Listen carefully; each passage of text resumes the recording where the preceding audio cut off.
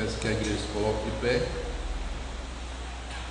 que acompanhe a leitura do texto sagrado em Romanos, capítulo 6, a partir do versículo 6 até o 10. Romanos 6, 6 a 10 diz: Sabendo isto, que foi crucificado com ele o nosso velho homem, para que o corpo do pecado seja anulado, e não sirvamos o pecado como escravos, porquanto quem morreu está justificado do pecado. Ora, se já morremos com Cristo, cremos que também com ele viveremos, sabedores de que, havendo Cristo ressuscitado dentre os mortos, já não morre, a morte já não tem domínio sobre ele. Pois quanto a ter morrido, de uma vez para sempre, morreu para o pecado, mas quanto a viver, vive para Deus.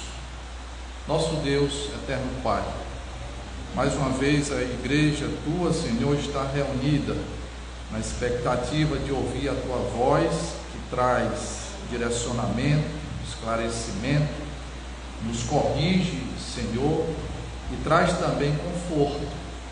Ó Pai Santo, que Teu bendito Espírito venha sobre nós, concedendo-nos iluminação para a compreensão, ó Deus, e edificação de todos aqueles que haverão de escutar essa mensagem hoje ou posteriormente.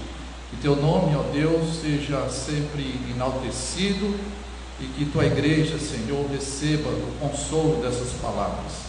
Em nome do Teu Filho Jesus, a quem Tu nos uniu, é que nós pedimos todas estas coisas. Amém. Podem sentar-se.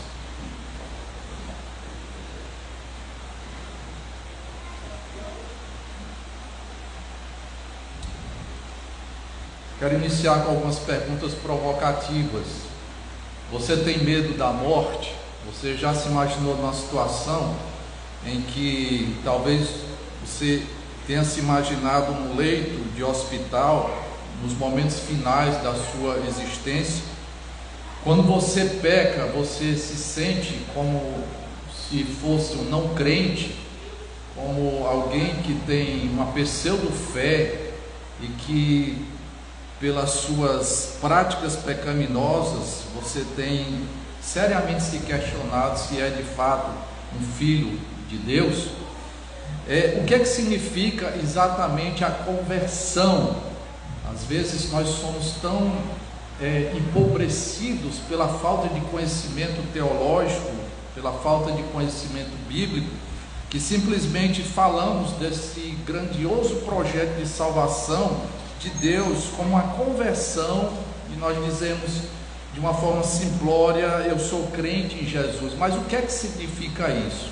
Quais são as implicações? O que é que Deus fez para que nós recebêssemos tão grande salvação? São questões, irmãos, que nós pretendemos responder no decorrer deste sermão, especialmente no momento final, nas aplicações ou lições.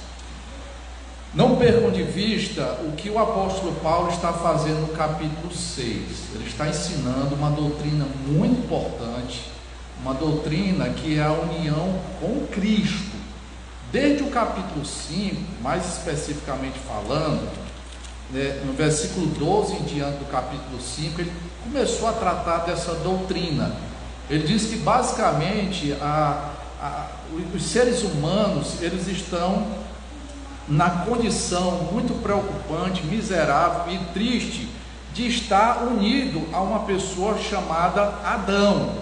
Então isso pressupõe que a Bíblia defende que houve um personagem histórico chamado Adão.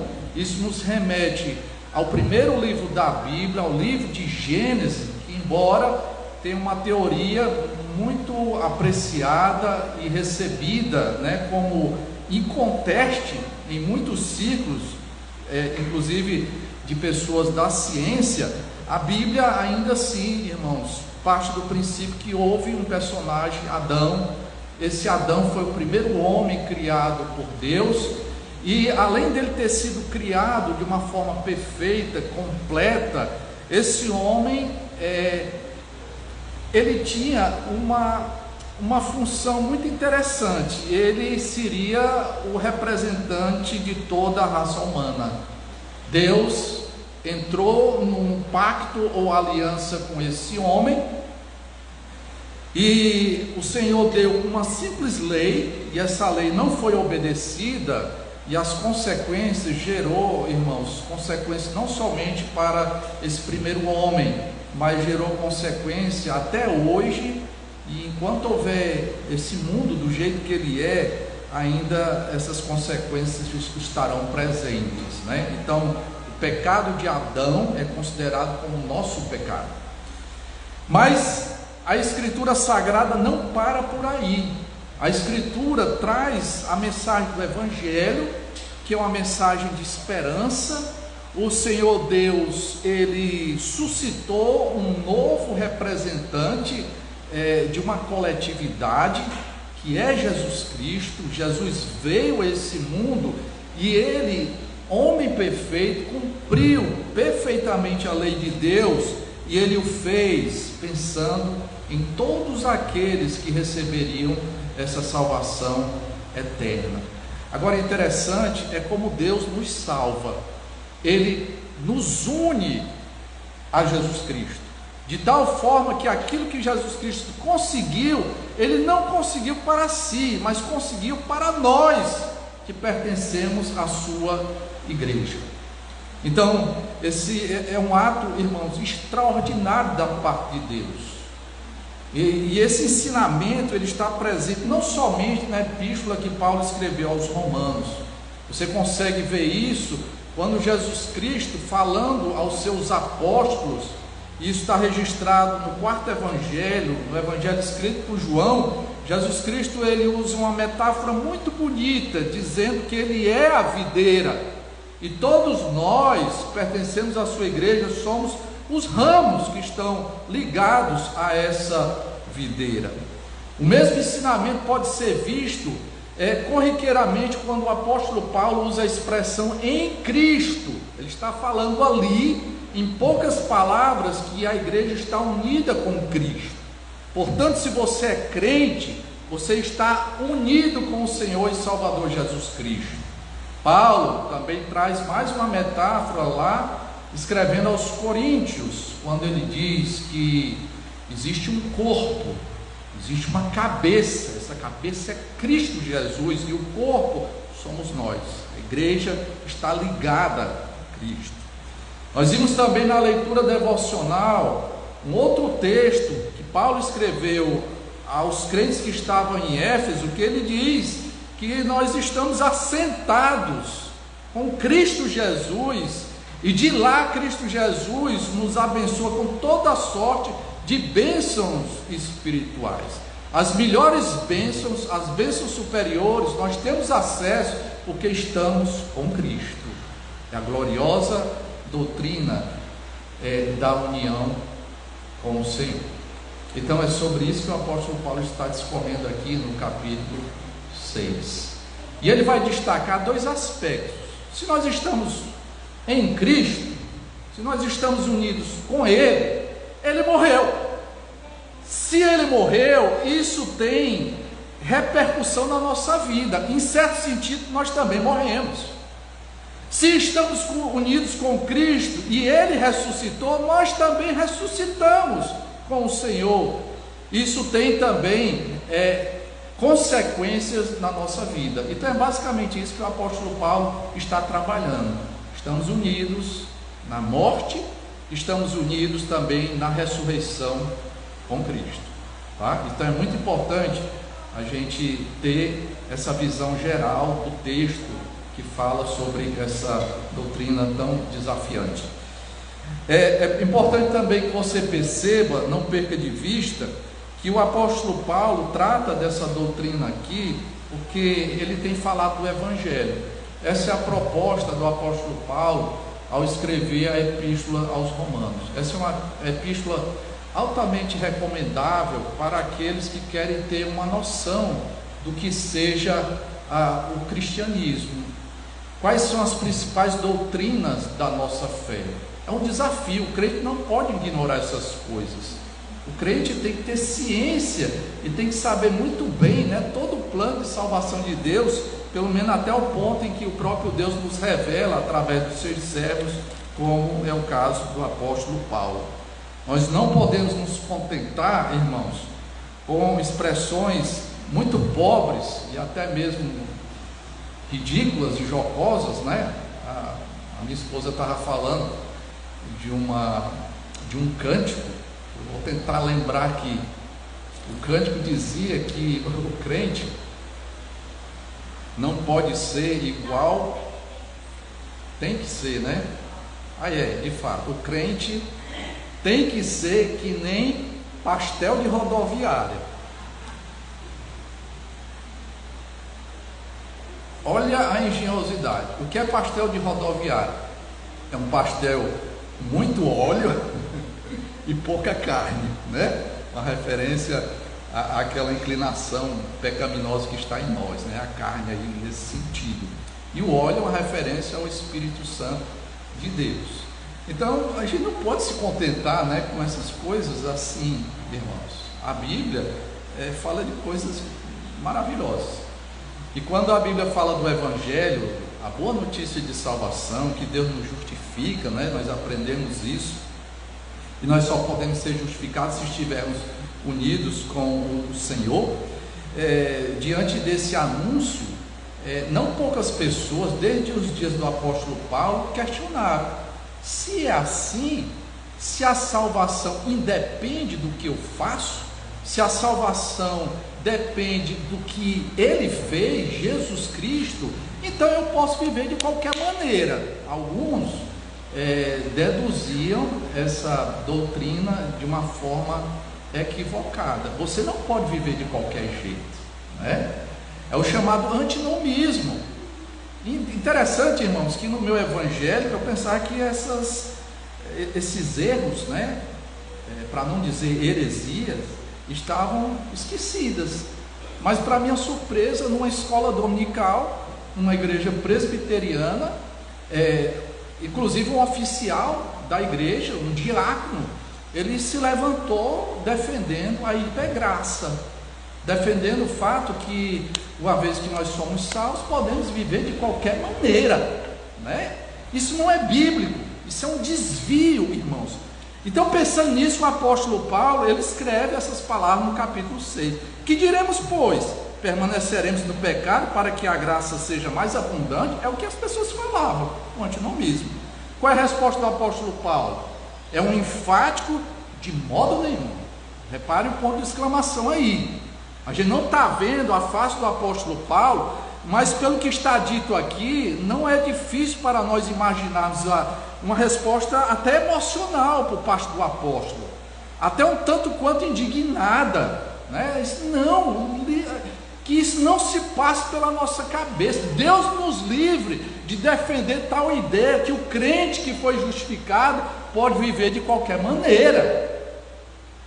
Aí ele vai tratar agora, irmãos, da doutrina da união com Cristo. Nós estamos unidos com Ele, né? Então nós morremos com Ele e nós também ressuscitamos com o Senhor.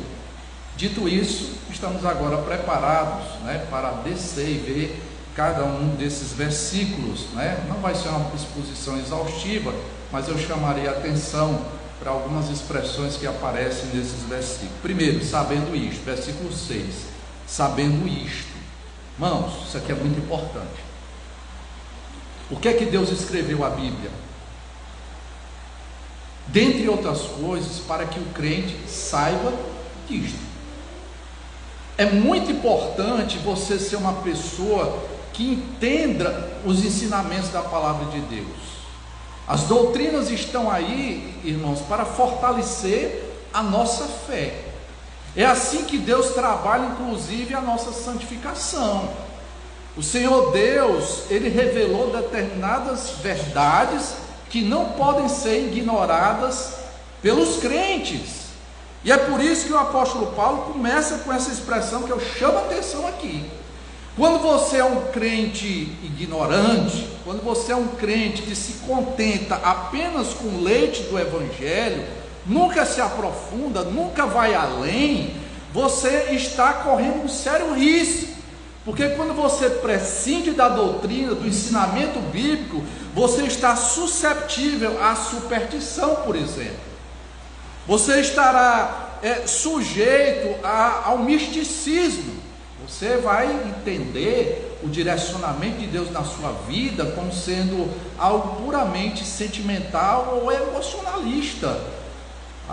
Eu senti, isso é peculiar de uma ignorância. Eu senti que isso é de Deus.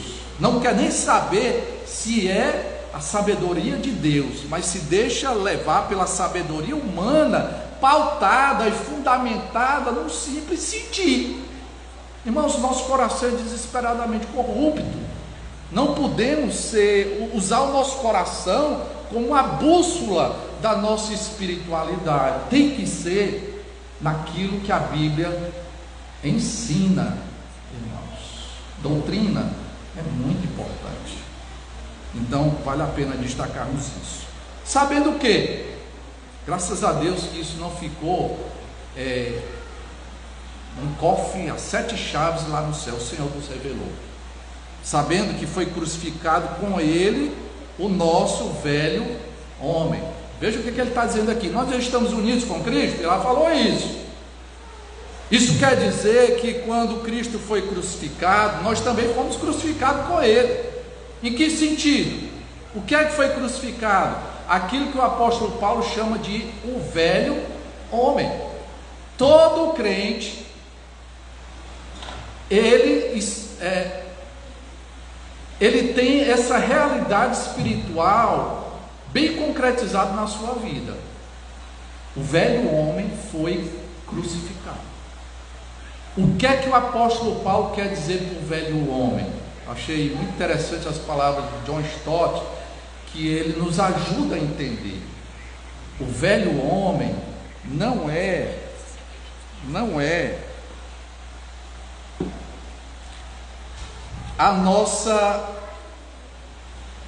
o homem interior, não é a nossa velha natureza. O velho homem é o homem anterior, é assim que John Stott diz. O velho homem é o homem anterior e não o homem interior. O homem anterior está se referindo a Adão. Você lembra que no começo da fala eu relembrei que quem não está em Cristo está em Adão? Até o crente teve um momento na sua existência que estava em Adão, mas agora ele não está mais. Nós não estamos mais ligados ao velho homem, ao antigo representante de todos nós, que é Adão. Ele foi crucificado. Não existe a possibilidade que você, agora que está em Cristo, retroaja para voltar e estar no limbo ou estar em Adão. Isso é uma impossibilidade. Irmãos, isso dá uma segurança de salvação muito grande, porque aqueles que estão em Cristo estarão em Cristo para todo sempre. E ainda que você cometa pecados, e nós cometemos pecados, por isso que eu disse, não é o homem interior, não é ainda, infelizmente, essa tendência que nós temos para praticar coisas que não agradam a Deus. Nós continuamos praticando essas coisas, continuamos a pecar, mas isso jamais vai interferir na nossa relação com o Senhor. Entende isso? Então isso já foi realizado. Todo crente, a partir de hoje, assuma essa verdade, internalize esse ensinamento bíblico. Eu fui crucificado, meu velho homem, a minha antiga ligação com o império das trevas, com Adão, foi desfeita, né? O verbo é muito forte. Isso foi realizado de uma vez por todas, não é um processo, tá? Então, partamos dessa verdade. Por estarmos unidos com Cristo, fomos crucificados, morremos. A primeira é para que o corpo do pecado seja anulado. Me permita essa tradução. Você pode traduzir como anulado, ou destruído. Eu prefiro anular. Uma vez que o nosso velho homem foi crucificado, irmãos, existe um outro problema, que é o corpo do pecado. Alguns autores vão entender que corpo do pecado é sinônimo, é a mesma coisa para o velho homem, mas não é. São coisas distintas. Primeiro, o nosso velho homem foi crucificado, mas o Senhor começou a obra em nós para que seja anulado o corpo do pecado. O que é que ele quer dizer por corpo do pecado? Ele quer dizer corpo mesmo. Nós sabemos pela nossa própria experiência que o pecado é uma realidade do nosso corpo. Ainda convivemos com o pecado. Nós aguardamos ansiosamente aquele dia em que nós fecharemos os nossos olhos para essa realidade terrena e abriremos de imediato os nossos olhos para uma realidade de beatitude, que estaremos ao lado de Jesus para sempre. E quando isso acontecer, nós não teremos mais a presença do pecado em parte nenhuma do nosso ser. Então é isso que ele está dizendo aqui, irmãos, que o corpo do pecado tem que ser anulado. Nós vamos conviver ainda com esse pecado. Agora, muito cuidado, porque não poucos cristãos ao longo da história da igreja entenderam mal essa expressão. Viram lá corpo, e de fato tem a ver com o nosso corpo, mas eles entenderam que o corpo, por ser algo material, ele é inerentemente pecaminoso. E isso não é cristianismo, isso é filosofia grega, porque havia correntes de uma das filosofias gregas que defendiam que tudo aquilo que é material é ruim. Não é isso que a gente vê nas Sagradas Escrituras. O próprio Deus criou o material, o próprio Deus criou o homem dotado de corpo. Lá da criação, quando tudo foi criado perfeito, Deus criou o homem não com uma espécie de alma sem corpo. Ao contrário, Deus criou essa parte material. Inclusive, irmãos, abençoou o primeiro homem e a primeira mulher para se relacionarem sexualmente. Para que isso aconteça, tem que ter corpo. Então o corpo não é pecaminoso.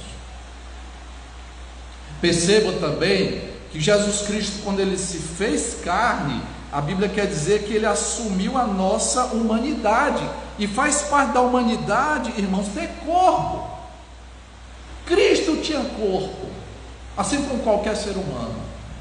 Então o corpo em si não é pecaminoso. Considere também o que Deus fará no futuro. Haverá um dia escatológico em que acontecerá a ressurreição. O que é a ressurreição? Os crentes novamente com corpo. Não o corpo do pecado mais, mas um corpo livre do pecado. Nessa atual existência, nós temos que lutar contra essa tendência que está no nosso corpo, que transforma as coisas legítimas, em exageros. Por exemplo, a necessidade que o corpo tem de descansar. Há pessoas que descansam demais e dão boas-vindas à preguiça. A nossa sociedade, a nossa cultura é muito complacente quando fala da preguiça. Às vezes, quando a gente está num período assim extenso de feriado, até nós nos pegando e dizer: olha, eu vou ficar na minha rede curtindo a preguiça, mas a preguiça é pecado. Ou o desejo natural de você se alimentar. Devido ao nosso pecado, algumas pessoas fazem isso com a compulsão tal que acabam pecando e cometendo o pecado da glutonaria. O apetite sexual, que isso foi o próprio Deus que nos deu, irmãos. Isso muitas vezes se degenera devido ao pecado no nosso corpo, a ponto de desejarmos a luxúria, que é a incontinência sexual. É isso que o pecado faz no nosso corpo. E uma vez, irmãos, que o nosso velho homem está morto, ainda o pecado está presente no nosso corpo, e isso tem que ser anulado. E ainda, o outro propósito: e não sirvamos o pecado como escravos. Irmãos, uma lei áurea, pensando aqui na princesa Isabel, né, que através de um decreto, legalmente ela acabou com a escravidão no Brasil. Uma lei áurea superior também fez isso na nossa vida. Uma vez que nós estamos unidos com Cristo, nós não somos mais escravos do pecado. Então não viva servindo, dedicando o seu tempo, dedicando os seus braços, o que você pode fazer, dedicando as suas pernas, os caminhos que você vai trilhar, dedicando todo o seu ser ao tirânico pecado, porque é o que nós extraímos de benesses quando servíamos aos pecados, simplesmente as coisas que muitas vezes nós ainda hoje nos envergonhamos. A gente olha para o passado: eu fiz tanta coisa que eu não me atrevo a compartilhar com ninguém. Servimos agora a uma pessoa diferente, a um bom Senhor, a Jesus Cristo. Então, nada de mentalidade de escravo. Não servimos mais ao pecado, irmãos, porque o Senhor nos libertou. A lei áurea já é uma realidade na nossa existência. Sigamos. Porquanto quem morreu está justificado do pecado. Ele fala de uma forma genérica, querendo dizer que por estarmos mortos, o pecado não tem mais nenhuma jurisdição sobre nós. Aí agora, irmãos, ele vai no versículo 8 fazer a transição. Ora, se já morremos com Cristo, cremos que também com Ele viveremos. Você lembra que eu falei aqui que estamos unidos com Cristo? E ele destaca dois aspectos: a morte e a ressurreição. Nós também ressurgimos em Cristo Jesus. Com Ele viveremos. Versículo 9. Sabedores de que, havendo Cristo ressuscitado dentre os mortos, já não morre, né? Incrivelmente, irmãos, Jesus Cristo morreu.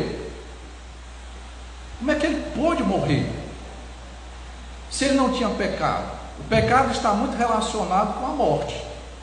Devido ao pecado, o salário do pecado é a morte. Por que Jesus Cristo teve que morrer se ele nunca pecou?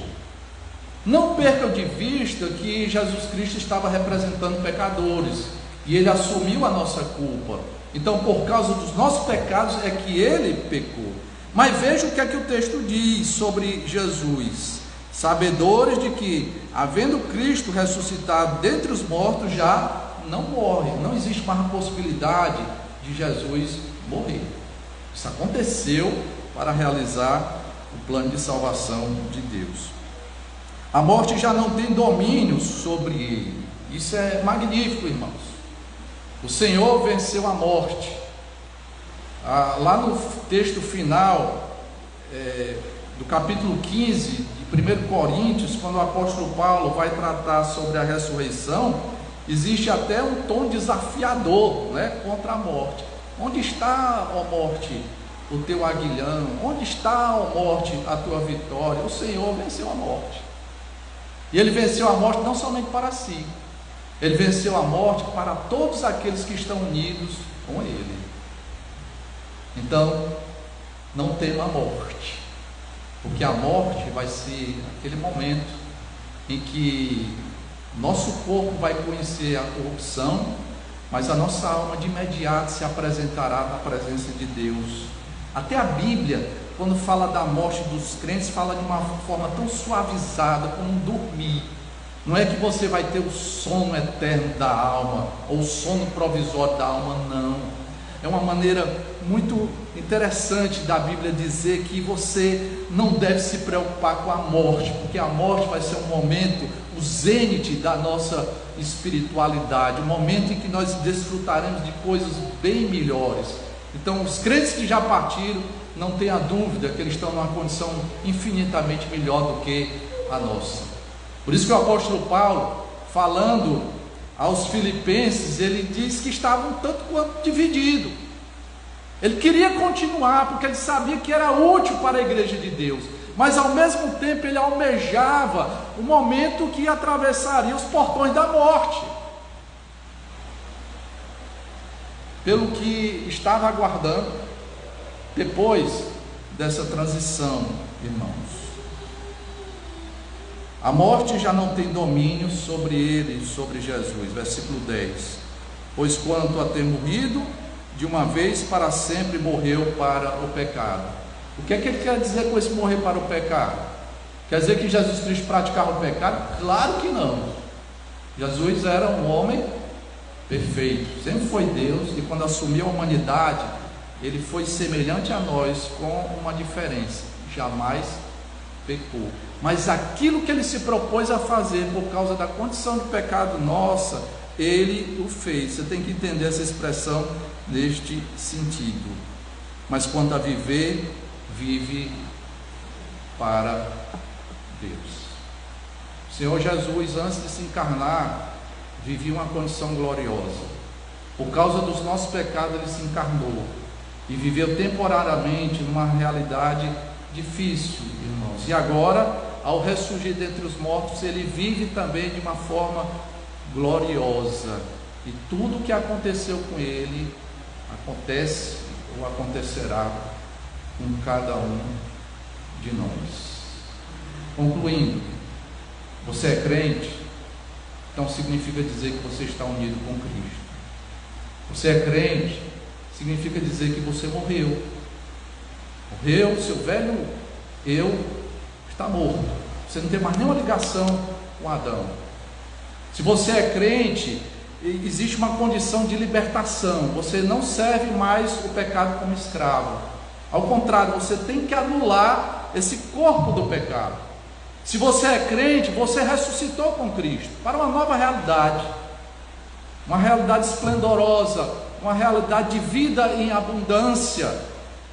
Nós ressuscitamos em Cristo para uma nova vida.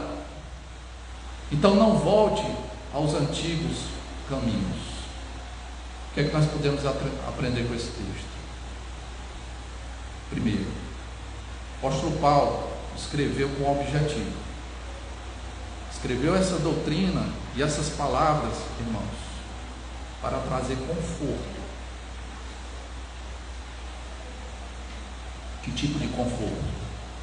Sejamos honestos. Por mais que nós saibamos dessas coisas aqui, nós incorremos em erros crassos. Caímos, cometemos pecados, e às vezes cometemos pecados que nós achávamos que tinham sido abolidos da nossa vida, e nós nos pegamos realizando as mesmas coisas. E naturalmente o que acontece é que nós passamos a duvidar acerca da nossa salvação. Começamos a nos questionar: honestamente, eu acho que eu não sou salvo. A fé que eu digo professar, eu acho que é uma pseudo-fé, porque não pode, eu caí de novo. Meu irmão, minha irmã, lembre-se que você está unido com Cristo, e essa união não pode ser desfeita.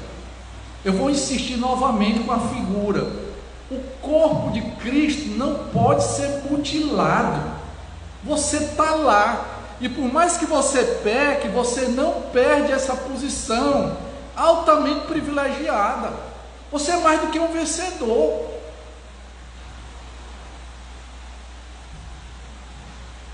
Confesse o seu pecado e continue na caminhada, lutando e esmurrando ainda o corpo do pecado. Mas nunca pense que você retroagiu, que você perdeu essa maravilhosa condição. Os pecados que são cometidos hoje não são como os pecados dos filhos de Adão, são como o pecado do Filho de Deus. Nenhum pai que se depara com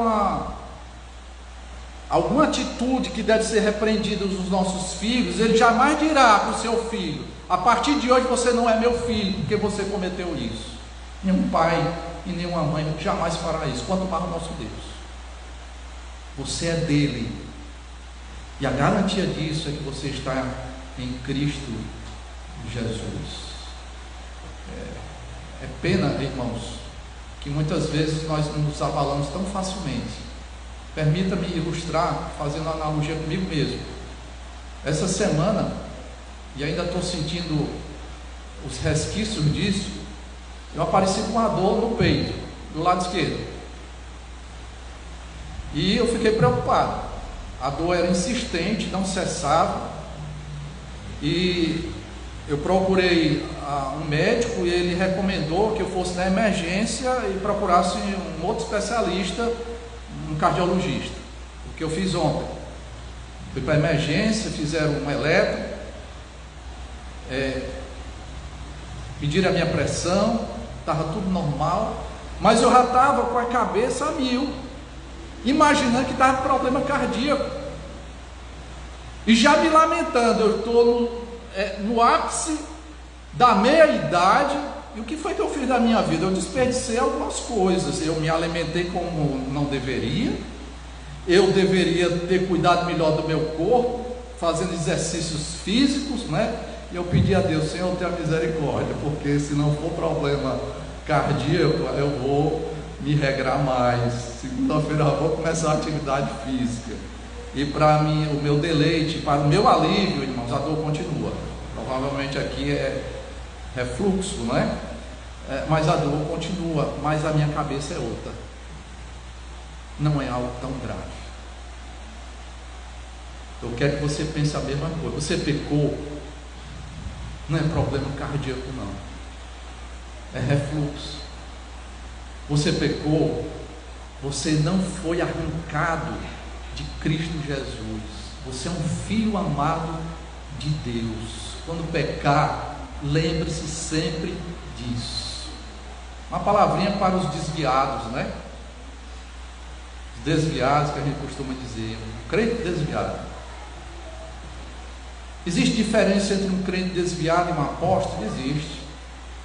O que é um apóstolo? É aquele que aparentava ser crente, frequentava os cultos, talvez até participou ativamente das sociedades internas, talvez uma pessoa muito zelosa, né? Uma pessoa que brigava, né, por coisas de só menos. Mas aí ele acaba se desligando da igreja e não quer mais saber de igreja, muito menos de Deus. Como é que a gente explica isso? Ele não teve fé? Ele perdeu a fé? Não, ele não pode perder o que nunca teve. Ele teve uma pseudo-fé, isso é uma apóstata. Mas o que é um crente desviado? É alguém que se afasta da igreja, é alguém que se afasta da comunhão da igreja, como acontece com o apóstolo, mas tem uma diferença. O crente desviado, enquanto ele não retorna às antigas veredas, ele se sente miserável, ele se sente incomodado, entristecido. Se você é assim, um crente desviado, é possível ter crente desviado dentro da própria igreja. Confesse o seu pecado e volte para Deus. Não sirva ao pecado, porque você não é mais escravo do pecado. E uma outra lição para nós mortais, e sempre corremos o risco de a qualquer momento partirmos desse mundo. Não fique com medo.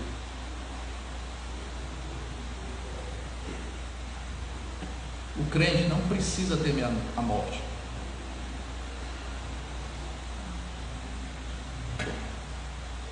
Nós morremos com Cristo Jesus. Cristo matou a morte, no sentido da pior acepção da palavra, quando pensamos em morte: separação desse Deus misericordioso por toda uma eternidade. Isso não acontece com o crente.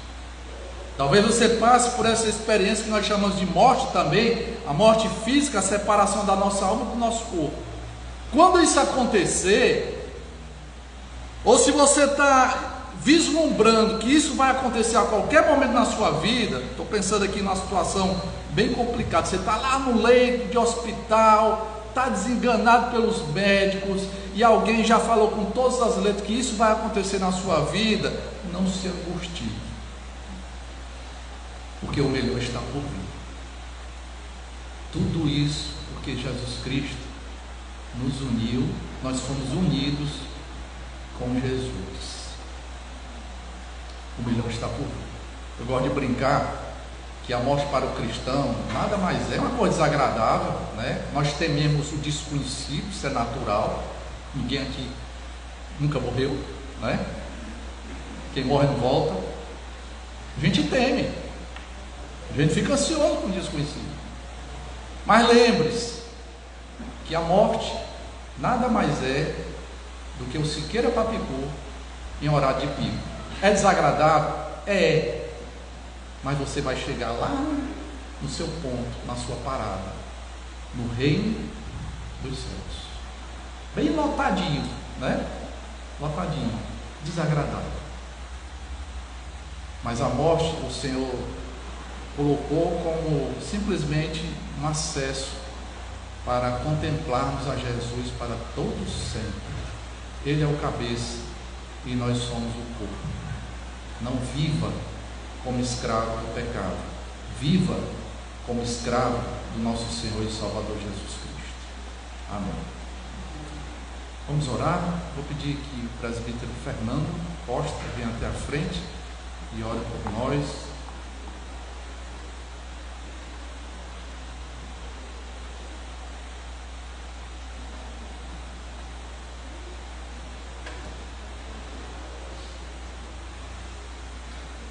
Ó Deus nosso Pai, como é maravilhoso sabermos estas verdades, verdades que nos consolam, verdades que nos exortam, verdades, Senhor, que nos animam a trilharmos este caminho que o Senhor mesmo estabeleceu para todos nós, pois o próprio Teu Filho Jesus Cristo fala na palavra do Senhor, dizendo: eu sou o caminho, a verdade e a vida, ninguém vem ao Pai senão por mim. Enquanto peregrinamos aqui, Senhor, precisamos sempre de novo aprendermos e reaprendermos essas verdades, para que possamos caminhar varonilmente, olhando para as alturas, sabendo que é de Ti, Senhor, que vem o nosso socorro. Abençoa a Tua igreja grandemente, fazendo com que cada um de nós absorva essas verdades em nossos corações, para a nossa edificação, e para que possamos assim, Senhor, edificarmos a outros. No nome de Jesus nós te oramos. Amém.